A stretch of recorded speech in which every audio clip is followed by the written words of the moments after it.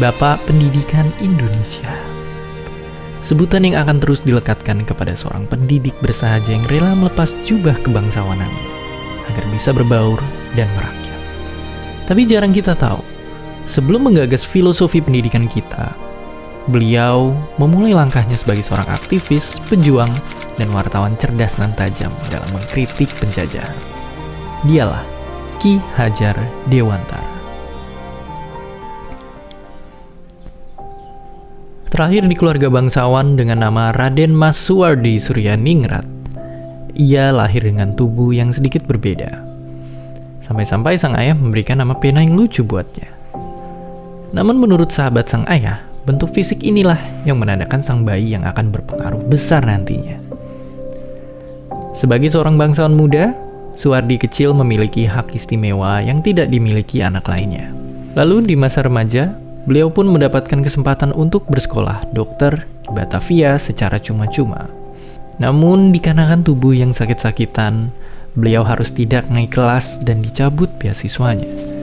Walaupun pencabutan ini juga dicurigai karena ada motif politis di baliknya. Tapi gagal menjadi dokter tidak lantas membuatnya hilang arah. Malah ia menemukan kekuatan baru dengan bersenjata, kertas, dan pena. Tulisan-tulisan Suwardi menarik perhatian dua pemuda lainnya yang juga tengah membangun pergerakan, Dr. Cipto dan Douwe Dekker. Ketiga orang inilah yang kemudian bahu-membahu menyebarkan ide Indonesia Merdeka lewat partai politik pertama di Nusantara.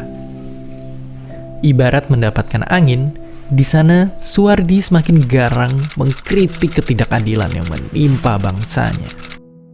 Puncaknya, ia menuliskan sebuah kritik tajam yang ditujukan kepada bangsa penjajah.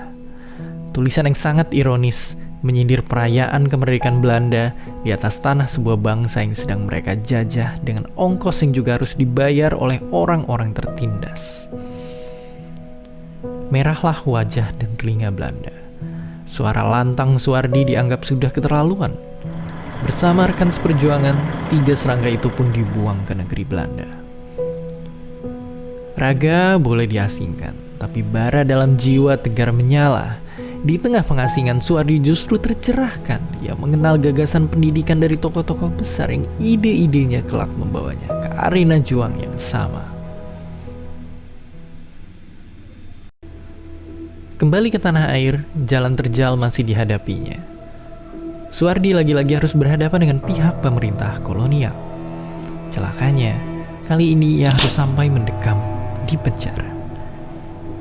Tapi dari balik jeruji, hatinya gelisah mendengar kabar sang istri yang mengalami pendarahan parah sehabis melahirkan anak ketiga. Lalu, disinilah titik balik itu.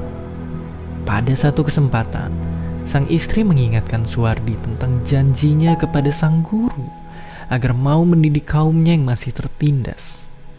Bagai mendapat ilham, Suwardi pun segera bersiap lahir menjadi sosok yang baru.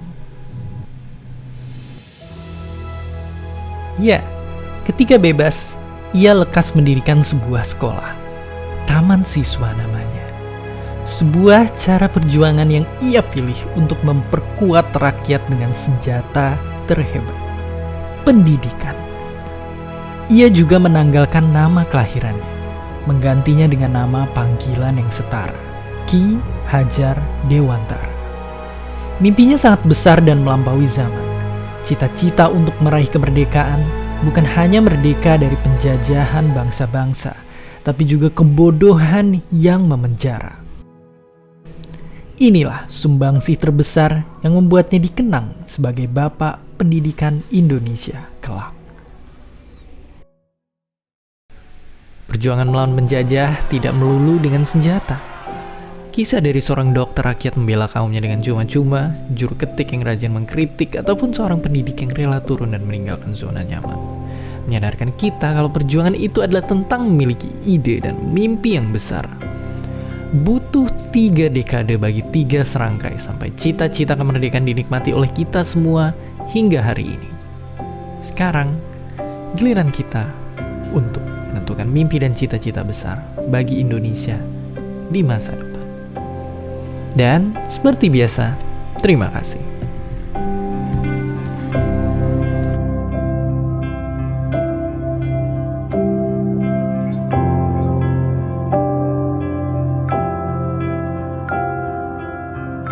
Terima kasih udah nonton Kok Bisa. Punya pertanyaan lagi? Tulis aja di kolom komentar di bawah. Keep asking and stay curious.